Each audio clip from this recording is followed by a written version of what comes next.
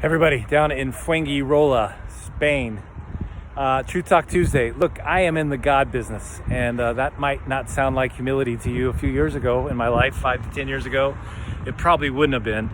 But Lisa and I wake up, as I've said, every morning on WhatsApp or Messenger or FaceTime to messages and to people that have just lost a child or lost a parent or just found out that they have cancer, or on and on and on. We do get encouragement too. We get a lot of people praying for us and sending us awesome, encouraging messages.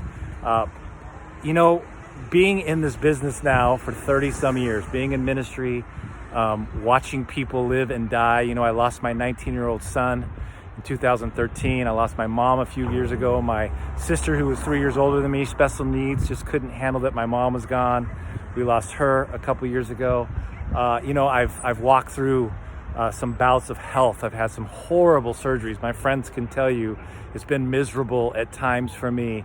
And I've always seen on the other side, maybe years later, God's hand in it. When I was moving to Spain, I had a guy call me. We had a 17-year bout with one another. We talked about each other. We did not love each other well.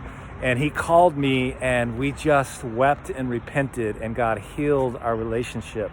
I just want to encourage you. I really do believe, and I can tell you this with all faith, that everything actually really does belong. Everything belongs. That when you have cancer, and I know some of you are really struggling and it's horrible, and we have F cancer and A cancer, and I agree, cancer took my mom. When I was 19, my mom had a breast cancer, and we had to take both of her breasts, and she barely made that, and then she died of pulmonary lung cancer. And so I get it. But what I've seen in everybody's life that has worked through it, that they always find something miraculous in it. I wouldn't be out here doing what I'm doing probably without Michael's passing. Especially I wouldn't be doing it with the humility and the surrender and the grace in my spirit for a generation if I wouldn't have lost him. It has transformed me at deep levels. I've had to surrender at deep levels. And the truth is that I see the hand of God and what he's doing with it. And it sucks. It doesn't change it. It's the darkest, deepest, most horrible pain in my life. Yesterday, when we found out Kobe died, and I woke up to that, it triggered something in me. I wouldn't use that language until now, but it literally triggered something in me of, I just missed Michael, and I posted a picture of him, and you're all so gracious about that stuff. But the truth is, and here's the truth, that no matter what you're going through in life, there's going to be an answer. Now, some people die, but I can promise you on the other side, they find an answer. There's going to be an answer to your sickness. There's going to be an answer to the death in your life. There's going to be an answer to the job you can't get.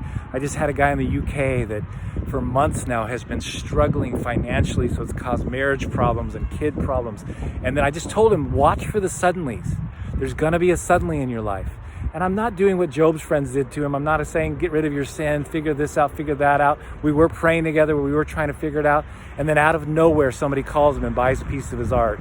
And his bills are taken care of, his payroll's done, and everything's back to normal. And I'm just telling you, I've watched it. Sometimes it's taken 10 years, 20 years. Sometimes it takes 10 minutes, 5 minutes. I've seen people healed of cancer.